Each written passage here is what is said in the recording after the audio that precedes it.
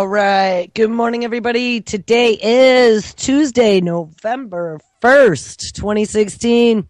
And this is Before the First Cup with Jules here on UCY.TV. Happy Tuesday, everyone. It is a balmy 48 degrees and partly sunny here in upstate New York. Not really, but we actually have frost this weekend. It was pretty damn nippy. It's supposed to get nicer for the rest of this week. So where do we leave off on Friday? We titled the show DNA, Predictive Personality Profiling, RoboCops, AI Drones, and DARPA. That had kind of topped off an entire week discussing artificial intelligence and looking at whether or not they were skin jobs, tin cans, or just ghosts in the machine. Remember, there's all different kinds of AI. It doesn't have to necessarily be an Atlas bot or a Sophia humanoid that'll be chatting you up. You know, AI exists in the machine, in the cloud, in Baxter Cloud Learning. So we can teach one robot and have tons of others learn. You know, I saw, interestingly, and I don't think I even posted this because it was such a load of bullshit I couldn't even stand when I was reading. But they had some sort of conference at MIT, and, you know, I thought I was reading them last night, but I don't see him here. It must have been in my notebook upstairs. There was some conference at MIT, and I don't even want to grace this with my breath because it is all a bunch of bullshit. They had this big AI conference and all these professionals and blah, blah, blah at MIT. And one of the guys that had spoken was one of Obama's guys. And he came out and announced, don't worry about it.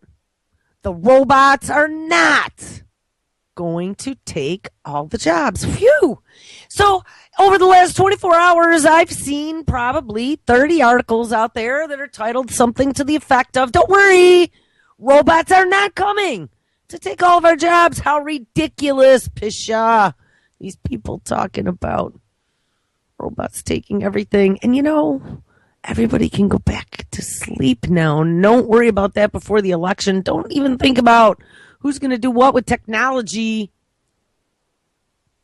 Don't think about how Obama inked those executive orders to make all of this mad science gone mad possible. No, don't worry about all that. Except on the flip side of that, I see another story about South Korea. South Korea is going balls out. Not only are they going for robots, first of which that Foxconn replaced 60,000 employees. And I'm pretty certain that I read that there was a deal with something, I don't remember if it was Samsung. Samsung's got the robotics division.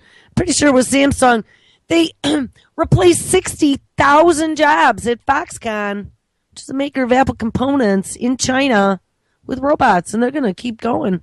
That's their big plan, is to replace everybody with robots. It's not just going to be in China.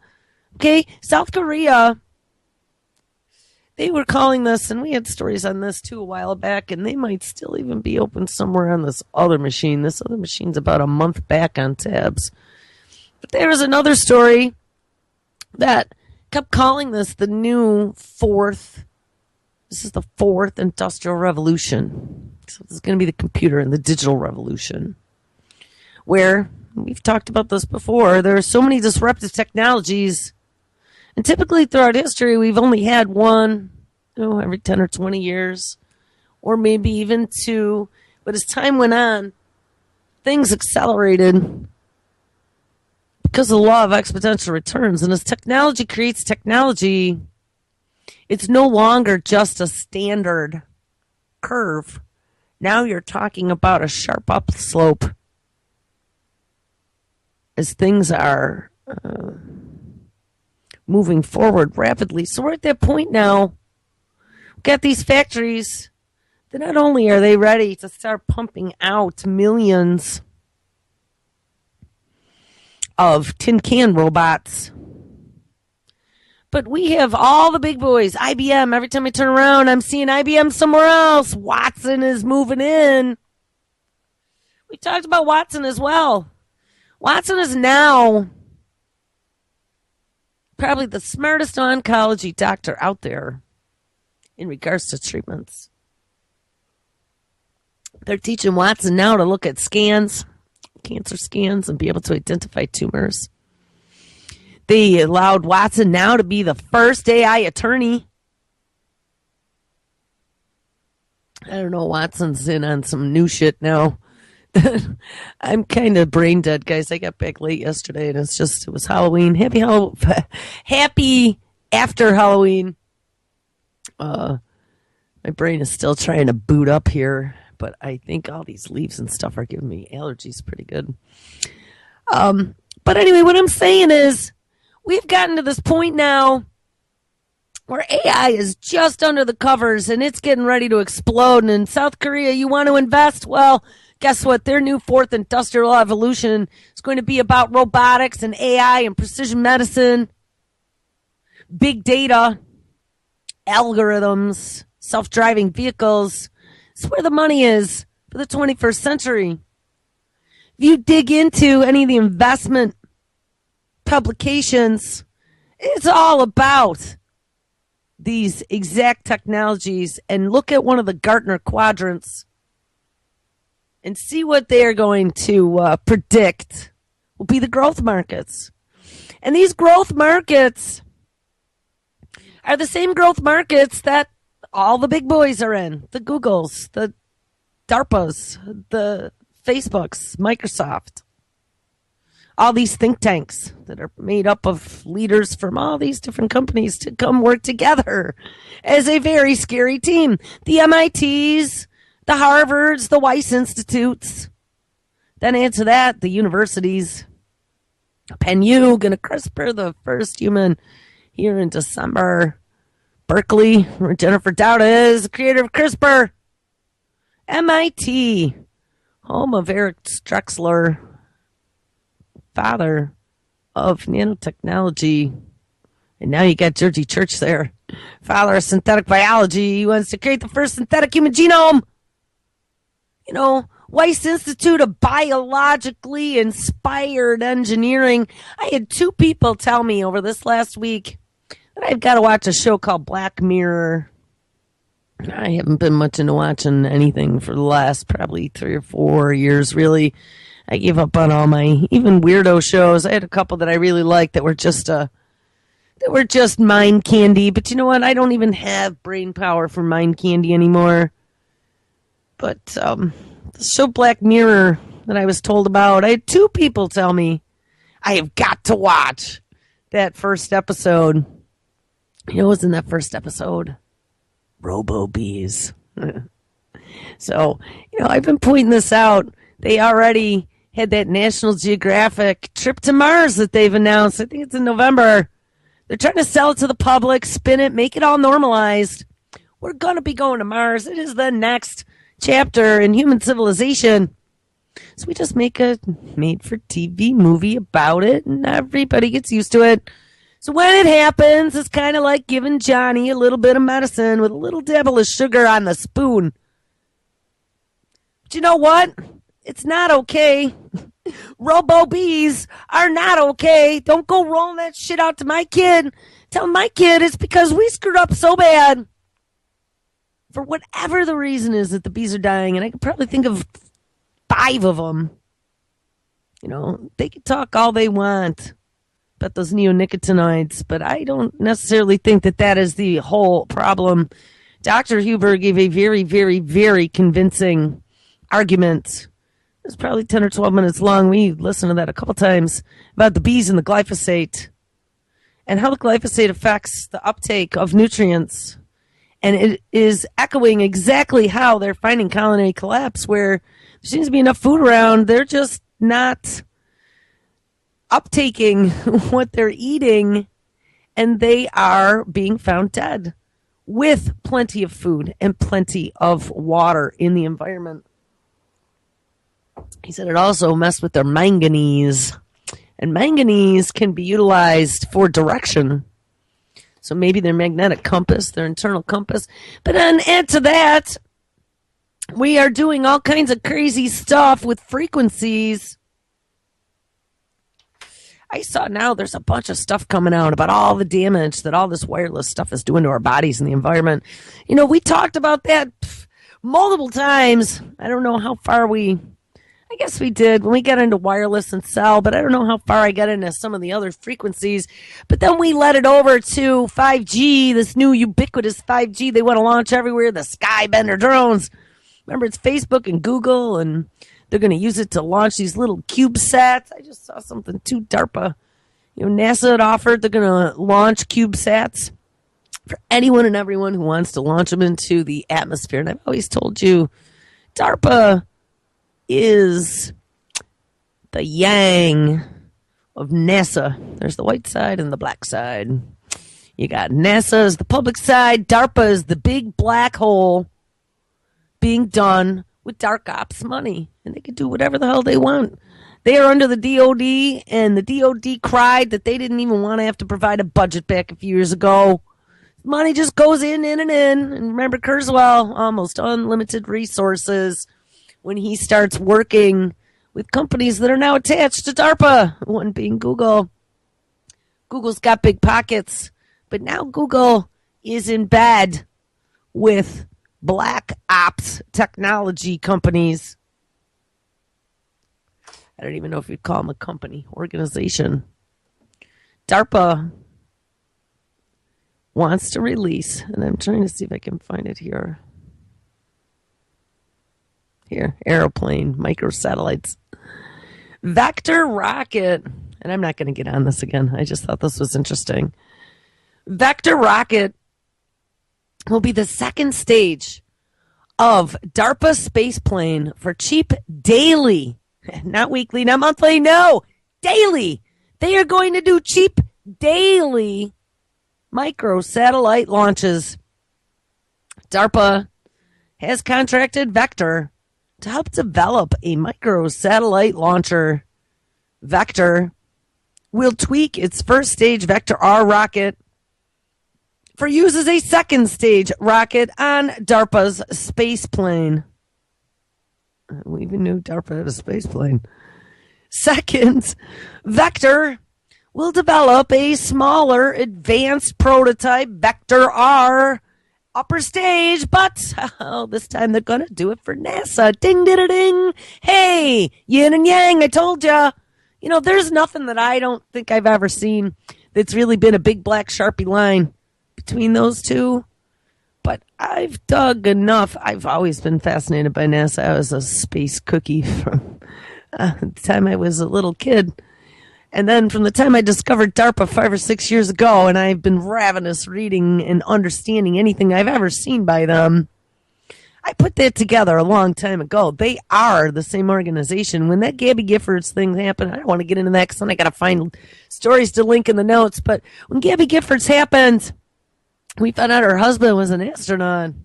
They were messing around with suspended animation, kind of like they were working on the Mars trip. And they'd been messing around on that in regards to the brain and the brain project, too, for DARPA. Guys, I can already see. So this daily microsatellite launch is going to ensure that there will never be a hole in the bag, right? They have this bag over us now. It's called technology. It's the web in the sky, as the Hopi Indians used to talk about. And then they took the drawstring and they pulled it shut. And there's maybe one little pinhole up there. I could see it if I look real hard and I squint and I hold my hand up, block the sun out of my eyes. I could see that little hole up there. So getting ready to plug that hole. They're looking at, and honestly, when I first read about NASA launching those microsatellites to anyone and everyone, any of the universities, any of the researchers, just hand them all over. We'll take them up to space. Well, first of all, free space flight for anything. It's pretty amazing. I mean, imagine if you had Doohan, what was his name, Scotty, from Star Trek. He wanted to have his ashes shot into space. Maybe they actually even let him go up on the space shuttle for free, and they dumped him out there. But for you and me, that wouldn't work. If I wanted my ashes to go up to space, I'm sure somebody would have to take my life insurance money and go pay some private company to cart my ass up to space and let me go.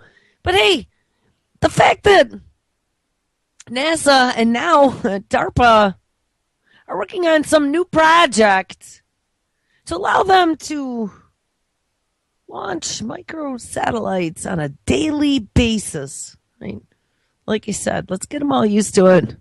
NASA was giving it away for free, but DARPA's going to make the long-term plan. What does that mean for us? Daily microsatellite launches. I mean, don't we already have a big-ass problem right now with space debris? And we had heard that space debris is moving at a very fast clip. And if that ever hit even just one pellet, hit like the International Space Station, it would poke a hole in it. So as we're launching more garbage, Obama signed that space executive order. Of course, it was supposed to be watching for incoming objects. I saw something else interesting. And again, talk about I failed this week. I hit my scrapes. I told you guys I set up Google search scrapes that come in daily. And one of them is on DARPA, so I get a lot of the news that way. But I saw something odd. It was very odd. DARPA had some big-ass telescope that they've been tinkering with, and I think it was down in the southern hemisphere. Might have been... hold on, let's look it up. This is not even on any of my topics, but whatever. Sometimes I just got to let the brain go, and eventually I'll get back to where I wanted to start. So DARPA telescope. They just had some big ceremony for this DARPA space surveillance telescope. Here it is, October 18th. So it was 2 weeks ago. It was right around the time Obama inked that executive order, too. So I was like, what is DARPA to transfer space surveillance telescope to the U.S. Air Force? Ding! Now, that's also what happened to that X-47 space plane that used to be part of the space shuttle program. I've mentioned that one before, that X-47B. Got transferred from NASA to DARPA, went on DARPA secret missions, and then they transferred over to the Air Force to go on secret missions. Well, now we have the Space Surveillance Telescope. We have Obama inking executive orders for space. And we find out that DARPA is working on a new space plane. Who would have thunk, like I said? Who had any clue that DARPA was A, working on space anything, B, making telescopes. Or CRISPR, or whatever, eater robots to eat, biological mass for power sources. DARPA is like the pit of demons. I don't know what else to say or how else to say it. Maybe in a literal and a figurative sense. I mean, why? There's got to be controls on this. And not only did they give up this telescope, check this out. It's the senior U.S. Air Force and Australian leadership, so I'm assuming this might be in Australia, to join the agency, and that would be DARPA, in celebrating a program that is redefining what telescopes can do and could revolutionize space situational awareness. Ding, ding, ding, ding, ding. It could be incoming asteroids, or it could be just waging war in space. Wink, we don't have to tell you.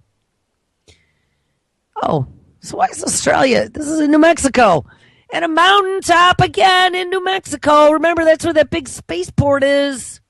The Google and Elon Musk and NASA are all working on launching stuff from. It's all in New Mexico. At a mountaintop event in New Mexico today. This was October 18th. DARPA is making the formal, I don't know, maybe I should sing it. DARPA is making the formal transition of its Space Surveillance Telescope, or SST for short, from an agency-led design and construction program to ownership and operation by the U.S. Air Force Space Command, which, they do have a space command. It's got a little rocket on it on their patch. Look it up. Which has announced plans to operate the telescope in Australia jointly with the Australian government. Now, I've told you guys, Australia is another one of those little incubator percolator countries that we got under our right arm. We pat them on the back nicely and scratch their head for them. Nice job, Australia. We could point to you every time we try to take all the guns away in America. We just wind up that former prime minister and get him to come out and start squawking about what he did. They do. Hey, Australia, guess what? We got all kinds of uranium from you. The Queen did anyway. To build lots of nuclear weapons and nuclear power plants. And then we left a disaster in the center of your continent. That I actually read that a lot of that uranium got picked up on the winds, carried across the ocean, and dumped on New Zealand. I got a personal thing for New Zealand. I mean, I do for Australia too, but I've been to New Zealand multiple times. I have family in New Zealand. So that makes me mad. New Zealand is a gorgeous, beautiful, had been unsullied place. All these people are heading down there now. It's very disturbing to me. They're going to take my plan Z. There's plan A, B, C, D, E, F, and G. That was plan Z. They trashed it.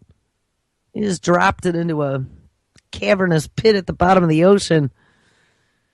That uranium that they have been mining for many years in the interior of Australia, I had been reading that they now are thinking, because they never cleaned it up, they just put a big, yellow police line, do not cross around it. It's not like they even capped it. They didn't do anything. They just left it all out in the open, and I'm sure they do the same shit here. I don't know whatever happened. They were looking at opening that uranium mine right by the entrance of Yellowstone. Or no, not Yellowstone, the Grand Canyon. Right near the Grand Canyon. I haven't heard anything more. There was a big push against that. And there was some old clause somewhere that they thought they were going to be able to sneak around and get back in there and start uranium mining just outside where millions of people go to visit every year. And hey, who's going to know? It's in the air. Whatever gets caught on the breeze, it gets sucked down in the valley and the crevices and caverns. You're not going to know you nailed a couple little particles. Shit, Fukushima's already going on. Plausible deniability. It doesn't matter. It's just so sad to me. So here, let's just keep marching on now. Let's do more secret shit and not tell anyone about it. It was not in the best interest of anybody except for us, the elite or the mad science departments, the black ops military departments. Yeah. You know what? We do whatever the hell we want, because who's going to stop us? Well, nobody. Who's going to stop them? I'd like to stop them. I'm just one little puny person who's so tired. I can just shine at least I could do it and think evil thoughts. I could shine a magnifying glass. Getting the cockroaches come off one of the rocks. I'm good at that. Kick the rocks. Let's make them scurry. And as they're scurrying away, I'll pull out the magnifying glass. Might burn off a couple little leg hairs. Maybe even a leg. But you know what? Cockroaches are pretty resilient. The problem is, there's really no... I know I've seen the DOD budgets before. I'm trying to remember if there was actually a line. There might have been a line item for DARPA. Maybe not. I don't know. We'll have to look. I haven't seen one in a few years. They used to have to publish all that stuff. They used to actually have a feed even for in an RSS, and I used to have it on the ucy.tv/news page. I remember Zori told me she used to watch that every day. DOD used to put out all of the contracts that it inked with everybody that goes to that FBO.gov site. Or I told you, the place I used to work, where I was an engineer, yeah, we did contracting for all the verticals. And we installed shit. That's what we did. Data and phone and internet and whatever. So, but we did contracting for commercial. That's where I enjoyed it the most. That's probably where the most money to be made was commercial. But then you had educational and you had healthcare. And now I bet you healthcare is hopping right now. I just saw too, Lenovo, formerly IBM's PC division, which was sold off to the Chinese. Lenovo has a huge 21st century medicine portfolio now. They got this whole solution portfolio utilizing AI. Of course they would be. And utilizing databasing and high-tech connectivity options for precision medicine. It's where they're all going. Remember, it's all a growth market. This is all about this new 21st century economy. You know, I want to even get back where I started because I've just been all over the board today. I don't know. I'm not very organized this morning. That conference that was just a few days ago at MIT talking about artificial intelligence, and I thought I posted that. I had somebody, I don't know, been a rough few days here, but I thought, and I think something's totally messing with me here. Now I see it. Maybe it's just my sleepy eyeballs. It was the O'Reilly AI conference, I think is what it was called. Let's see where it was. Because Obama's goons have been rolled out. So there might have even been one that was more recent than this, because it says the O'Reilly conference was in September. No, this was just like over the last week or so, there was some conference. And Obama's guy went there. That was like what my headline was. Don't worry. And, you know, in my feed I get, don't worry, robots are not going to take all the jobs. No. You know, you silly people. There's no alarm to be raised. We are not putting sensors. What was the title of Friday's show? Predictive personality profiling. We looked at that Israeli company right out of Tel Aviv that is taking your facial traits and comparing them against a database that's been compiled from DNA traits that show up in your face based upon potentially your ethnic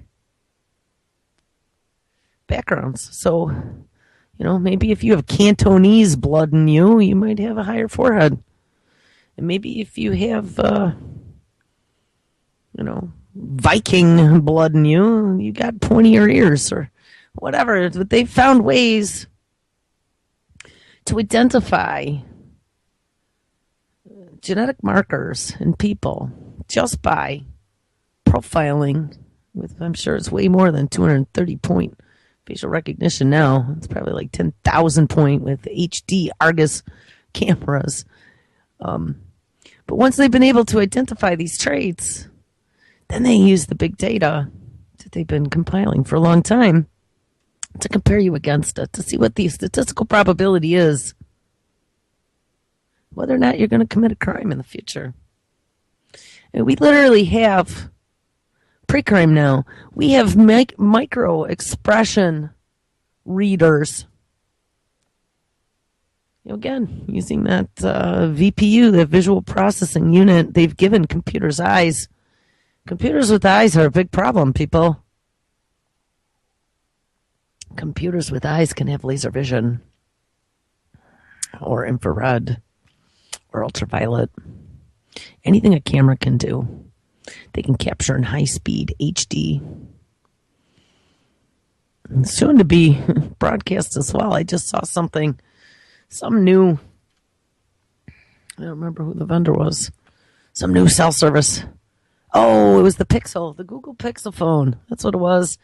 And you can get the most amazing VR experience from the new Google Pixel phone. Just give it all up. It's going to tie into everything. It's going to connect you across all devices, allow you to share with the cloud and become one. You know, I said that I don't really have time much to step out and go into my little fantasy world and watch any type of show or whatever. But this weekend I saw my dad. And yeah, one of the reasons why I'm kind of brave. This is long. We travel and then lots of work and then a party. I gotta love parties. The party was fun. And then more work and then coming back and then all the work here. By the way, we got 3 changes this week happening at shows, and I am all done with all of them except for making a phone call. Drew Kuhn, who has been a guest, I would say 3 or 4 times now on Lonnie Clark's show, Age of Vision. Drew Kuhn works, I don't know if he was the creator of, he might be, the Missouri Accountability Project. Drew has picked up Kevin Blanch's slot. Kevin Blanch has decided that he was done with radio for now, so I had an open slot. So Drew Kuhn starts today following this show. I think he's going to be a good fit. He's already got some shows recorded. He's getting some interviews, and he really, really wants to shine a magnifying glass with a big hot sunbeam on some cockroaches in Missouri. So that's good. But they have to get done, from start to finish. You can go out to his page. I think it should be pretty set to launch ucvi.tv/MAP, Missouri Accountability Project. At least his entry-level page is up there to kick it off today. We also have Solvener. Might as well get this out while I'm here. Solvener has moved his day and time, guys, because Sal's got a job and he's got some obligations and stuff, and it falls. Remember, he's like a whole bunch of hours ahead of us. So even though his show was on in the morning on Saturday, that actually was like dinner time in the Netherlands. So Solvener had to move his show. He wanted it during the week, and he wanted it in the afternoon. So Solvener is going to go live, and I do need to message him, but I told him this was going to be the start, November 2nd. He's going to go live. He is set in Will Roberts' spot on Wednesday, because that's what worked for Solvener. So I just preempted Will Roberts on Wednesday, and I don't know if I even updated this. Solvener will be live from 1 to 2 p.m. Eastern, and that will be following Libby's show on Wednesday. I don't know. He's going for an hour, and then I think I followed him up because I had another hour to fill with Jay's analysis. So it will be on Wednesday, Solvener live at, he's in there, at 1 p.m. Eastern. Jay's analysis at 2 p.m. Eastern. And then what I will do is I will download Solvener's archive, and I will air it on Saturdays in his slot that he's been in for quite a number of years now, I would have to say. And hey, guess what? Then I got an extra hour, so we're going to air the whole 3 hours of Darren Weeks. Darren, we preempted his first hour because of Saul's show. Now I don't have to preempt his first hour, so Darren will be doing 3 whole hours on Saturday starting at noon Eastern. And then the last change I made, and remember, I did all this last night, by the way, after traveling and being gone for a couple days. It's just been crazy. We have Jake Anderson. Jake was on last night with Nick and DB. I think Claire was on too, and Anti-Media. Jake is going to be stepping in and giving us a hand in Levon's spot. Levon's got some other stuff going on right now, and she can't be there every week. Jake is going to try and be here as much as possible. He's working on a documentary, he said, so there's a couple weeks he's going to be out of town, but he's going to try and do a live show Friday nights at 11 p.m. Eastern in Levon's slot. So this week, all this getting ready to rock and roll this week. This week, Jake will be live Friday night at 11, so that'll be good. So that's 3 new things. I hope you guys like it. It's going to confuse everybody. And I know I need to go in and change all the schedules on Facebook, but I think everything, at least on the website, should be set because I had to do all that programming to get that ready to rock and roll. But long story short, it was very exhausting. I got back here and I got all that stuff done and trying to get ready for the show today. It's just really hard to get stuff in focus. And I totally lost my train of thought now. But it's all right. You know what? This is like a Monday for me. And then Halloween. Halloween was fun, but just too much. All right, so where do we go? I have just rambled for 37 minutes. Talked about pre-crime. Everybody being in the database, whether or not you're guilty, and they are just bagging and tagging us left, right, and sideways. We ended the show on Friday talking about that Eater project from DARPA. We're going to read. I think we'll go here, and then I'll set the stage for tomorrow. So we talked about Eater.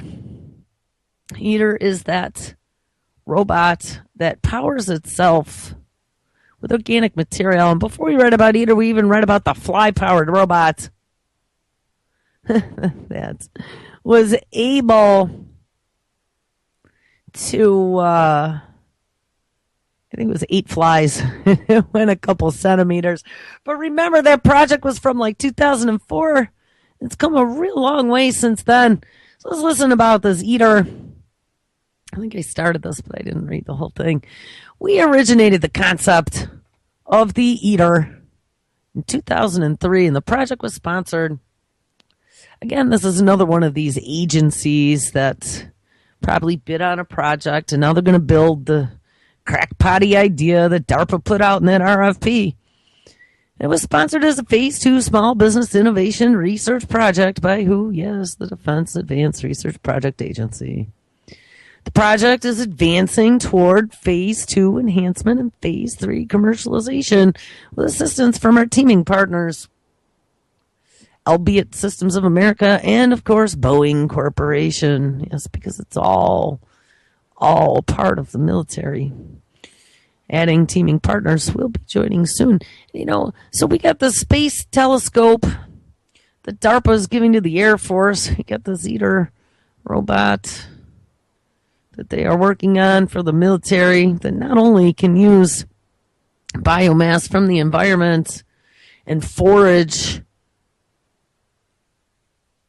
stuff, organic-based energy sources from the environment, very biologically inspired organism-like, that's exactly how they worded it, in a robot. But it can also use conventional and alternative fuels such as gasoline, kerosene, heavy fuel, diesel, propane, coal, cooking oil, and solar when suitable. And this is like the non-stoppable Terminator. And that reminds me of where I was going before. So this weekend, I did actually have a little downtime. Pops and I think it was Friday, Saturday. I don't remember if it was Friday or Saturday night. It must have been Friday night because I think Saturday night's a little blurry. It was the night of the party. Friday night, we actually watched a movie. And, you know, they set a lot of this stuff up. You know, they're putting it all out there right now for Mars and for self-driving trucks. It was like the conversation with all the old timers at the party. They're like, did you see that truck? No driver in that truck delivering stuff, driving. What is this? I tell you, that woke some people up. Absolutely. People who never paid attention to this stuff all of a sudden are like, whoa. They're all thinking the same things that we were. Like, those are some pretty decent paying jobs. But as they roll this out, and the safety of this is, you know, quote unquote approved. So we can have convoys of tractor trailers with nobody in it, just like Christine, the book by Stephen King. You know, it's going to be a good thing for us. No, it isn't. It's not going to be a good thing for us. It's going to put people out of jobs. But don't worry. Obama's commissar is saying that robots aren't coming to take the jobs. Go back to sleep. But as we watch this movie, this weekend. It was Did you know there was a new Terminator? I don't know. A lot of people hated Arnold Schwarzenegger when he was governor of California. Maybe it's because California is liberal. Schwarzenegger's a Republican and maybe a little bit conservative. I don't know. But I don't live in California. I live in New York. I had Bloomy Shoomy and I don't know which other clown was in there at the time. Bloomy Shoomy and Cuomo. That's who it was. But I always liked Arnold, honestly. I mean, any of his Terminator movies or what was the Predator? Those are all freaking awesome movies growing up, you have to admit. Back when science fiction was still science fiction. That was some kick-ass movies. So I guess since he got out of office, he said he was going to make another movie. He did. Didn't you guys know that? Because I didn't. And it was called Genesis. Terminator Genesis. So we sat down and watched this thing. Well, if there was ever a movie that was trying to set the stage for the future, get you used to some shit, I would have to say that this was it. Genesis was a unifying platform by some big tech conglomerate that looked suspiciously a lot like Google when they were showing the outside of the building. Oh, look, Genesis. They had this big countdown like they used to do for Microsoft when the new operating systems are coming. They had the ticker on their website. Doot, doot, doot. Big events going on. Yeah, maybe it was even Microsoft. It was just a generic big tech boy company. But this product, Genesis, it's going to unify everything. It's going to put it all in the cloud. You could be anywhere. Everything that you have, all your apps will be connected to the machine. It'll allow us to manage everything and control everything, and it will be so great for you. They had the big countdown launch. Oh, well. And they'd said that launch was going to happen in October. It was set in the not-too-distant future. October of 2017 was when it was slated for. And once Genesis got activated, Genesis was actually an AI, and this thing was already learning to manifest itself. And they even said it was like a baby. The baby was growing as it was learning more and more from everybody. Just like Watson. Just like all these other deep learning projects. Just like all this AI stuff we've talked about. And they even said it, once it's set loose onto the internet, it cannot be stopped. They outlined the coming of Skynet. And we talked about that also. In regards to those, were they hacks? Whatever happened a week or so ago. We were attacked everywhere. Oh my God. Don't worry about it. It was the Internet of Things devices everywhere, but we have a solution. We developed it at the Cyber Grand Challenge using DARPA's 7 supercomputers to create a piece of shape-shifting software that can identify threats and take care of them without any human intervention. Right? We said that was the coming of Skynet. Well, here I see this movie, and it's like literally the same scenarios. No, we weren't attacked in that movie. But it was connecting us all. It was connecting everything. It was about being a part of the machine. And once they took over, and once they launched this intelligence out into the wild, it was in charge. It was in charge. We had the battle between humans and machines. Guys, if you haven't seen it, anyone's got Amazon Prime or Netflix, is probably out there. Couldn't find it on YouTube, but sure you could find it. It was called Terminator Genesis 2015. Definitely recommended. I think I should probably watch it again without beer. Because I think the only words I said over and over again is, oh my God, we just talked about this. Oh my God, we just talked about this. I mean, I must have said that like 100 times during that movie. But definitely talking about trying to put it into the psyche of people that this is the way things are going. And, obviously didn't end up working out too well as they took over and started trying to kill humans. You know why they were trying to kill humans? Because humans wanted to turn them off. We're already seeing that with Sophia. Thank goodness Sophia doesn't want to kill humans anymore. We found out we got this eater robot. Let's do this. I had this queued up here. Hold on. I had this queued up.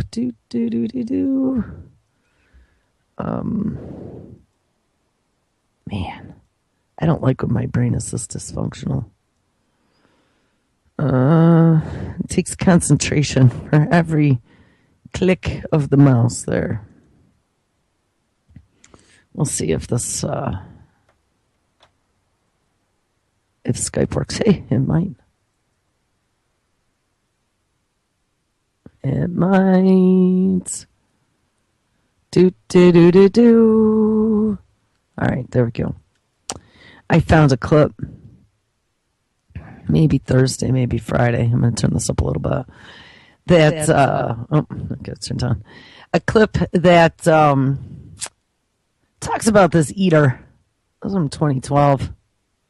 I think we'll kick this off here, and then I'll move down the list of tabs. All right, here, Spectrum.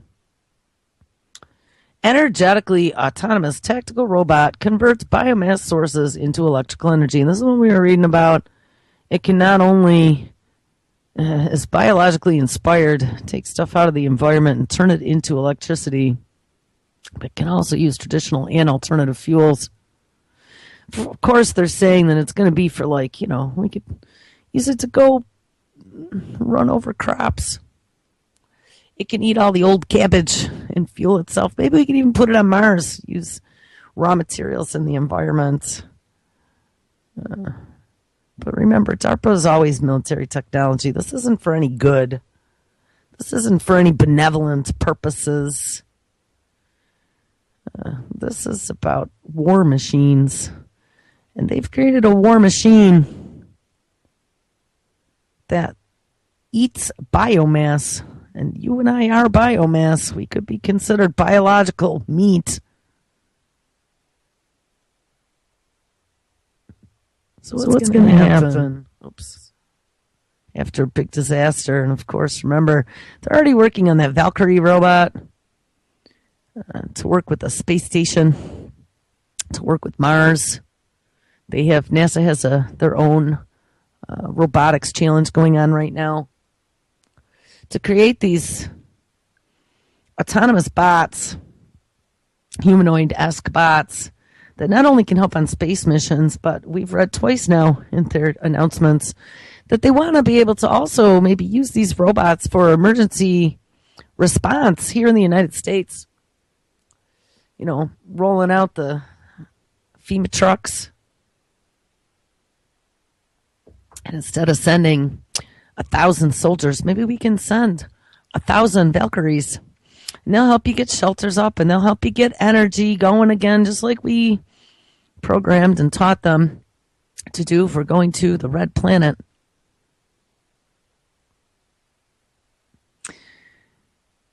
We found out as well that the military, by 2025, is planning on replacing up to 50% of all troops with robots. Don't think all this stuff is accident. So now we got these eater bots for the battlefield. We can use them to haul our shit around, and they'll be able to forage and provide power based upon anything that's in its environment. It can eat just like people and animals, except it can eat just about anything biological. But it's all about your safety, right? It's not about what to do at some point in the future with lots of dead bodies. The more I think about this, the more horrifying it is. Be like a chipper shredder. In a really disgusting way. Chipper shredder for warfare. You know, they could be justifying this just through situational awareness and operational efficiency and being able to operate anywhere in the environment. And you know that space technologies now, it seems to me, now that DARPA has some new telescope too, that they've handed over to the Air Force and the Australian government. Space has become kind of the big push for spending now. Mars and getting off this rock is going to become a big goal of where they want to send humans. You know, we'll be the guinea pigs again, like we are time and time again. It's precision medicine and everything else, CRISPRing humans. And now who wants to be the first one to go to space? I do. No, you don't. All right. Anyway, guys, here, let's play this. I can't talk anymore because it echoes. But let's listen to this little press release thingy about Eater. Hopefully it works. Does the military have a flesh-eating robot? Rumors saying so recently swept the internet, but the makers of the device, known as the Eater, or energetically autonomous tactical robot, say it's strictly vegetarian. Now, I guess that's annoying. It makes me laugh how, all of this stuff came out about Eater, and I mean, we were just reading about it. It could do anything. It's biologically inspired. It eats just like living creatures do, and it can eat anything in its environment. Don't worry about it. It's not going to eat meat. Even though we found out that there was a fly-eating robot that literally could digest and ate little fuel cells utilizing sludge from the sewer system to get a microbiome going, just like living creatures. It could digest meat, but hey, you know what? Just like Obama's crony came out the other day at that AI conference and said, you people are ridiculous. The robots are not going to take all the jobs, despite what all the experts are saying. Well, this one comes out and says, don't worry about it. This Eater robot is strictly vegetarian. All you stupid people who thought that DARPA was going to be powering robots with human flesh, because they can at some point in the not too distant future. All right, let's listen to a little more of the propaganda. Eater is designed to perform long-range and long-endurance missions without the need for conventional refueling or energy sources. The robot converts biomass sources, such as vegetation and paper, into electrical energy. The project is sponsored by DARPA. Ever run out of batteries? And this was something else. So, you know what? They told us that it's vegetarian. So let's just get that out of your mind. We don't have an Eater robot that's going to be able to do anything that might be considered unethical or very scary, like autonomous robots that could. Maybe they're not going to be told to eat human flesh, but they could. Oh, don't worry about it. They might not ever go awry. You don't have to worry about the Eater robots coming down the road. They'd even said in one of these stories that we read that when they run out of fuel and there's not any more dead people, then they just have to make one. And maybe what they could do is use some of these CRISPRed experiments gone wrong as they're CRISPRing human genomes in a lab, growing Isle of Dr. Moreau creatures. Maybe they could just put an Eater robot outside and let it go out and run, and then do Running Man type practice. I don't know. It's horrifying. It's horrifying. And as we have all this mutant stuff going on all over the place, good old DARPA. I just saw something the other day at a molecular level. Evolutionary change is unpredictable, and we've read about that a bit. This human-directed evolution and some of the stuff that they are doing by cracking the genome, being able to reprogram humans like they want in the future, give you more smarts or knock out a disease. It's all about curing the big C. But remember, it's not about curing the big C. It's about discovering the secrets. And you being the guinea pig. Once they discover all the secrets, well, they're going to own Godhood. They are becoming gods. They can create life in their own image. They have synthetic amino acids that they can mix with our own and create never before seen life forms that can reproduce even. Well, now they discover that at a molecular level, evolutionary change is unpredictable. So don't worry about any of that crap they're doing in the lab. We just discovered a bizarre two-headed shark growing in the lab, but go back to sleep. Just when you thought it was safe to go back into the Fukushima-tainted water, researchers in Spain have discovered an extremely rare, two-headed shark growing in their lab. And as far as they're aware, this is the first time this trait has ever been spotted in an egg-laying shark. There have been reports of two-headed sharks before, but they've all belonged to species that give birth to live animals. The researchers are now trying to learn more about the individual, and discovery will hopefully provide some insight into exactly what cases the mysterious two-headed mutation, officially known as dicephaly, means. And the shark was a near-threatened Atlantic sawtail cat shark, which was collected by researchers at the University of Malaga, Spain, as part of a study, of course. Each head had a mouth, 2 eyes, a brain, a notochord, which is like a spinal cord, and 5 gill openings on each side.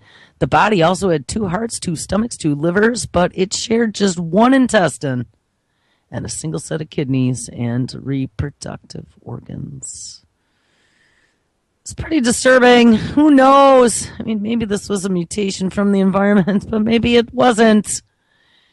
There's mad science going on everywhere. So tomorrow, where we're going to pick up, and now I have a straight line for tomorrow, we are going to take a look at DARPA enlisting insects to protect our food supply. All right, guys, make sure you stick around. Brand new show up next. Drew Coon. Everyone have an awesome Tuesday, and I will catch up with you tomorrow.